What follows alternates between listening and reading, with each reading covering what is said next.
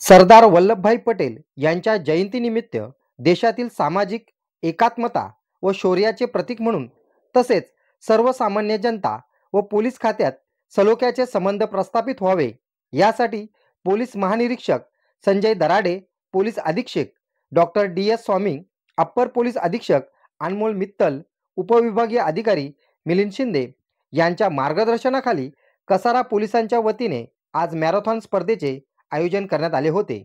आज सकाळी 6:30 वाजता कसारा ग्रामस्थांच्या उपस्थितीत मॅरेथॉन स्पर्धेला सुरुवात करण्यात आली। कसारा परिसरातील ग्रामस्थ, पोलीस पाटील, पत्रकार, आपत्ती व्यवस्थापन टीमचे सदस्य, विद्यार्थी सहभागी झाले होते। कसारा पोलीस ठाण्याचे प्रभारी अधिकारी सुरेश गावित, सहाय्यक पोलीस अधिकारी राकेश कदम यांनी मॅरेथॉन स्पर्धेला हिरवा झेंडा दाखवत सुरुवात केली। यावेळी सहभागी स्पर्धकांनी राष्ट्रीय एकात्मतेवर घोषणा देत स्पर्धा यशस्वी केली। कसारा टॅक्सी स्टँड ते धावडोबा बाबा मंदिर, राघोजी भांगरे चौक अशी सुरुवात झालेली मॅरेथॉन कसारा पोलीस ठाण्यात सांगता करण्यात आली।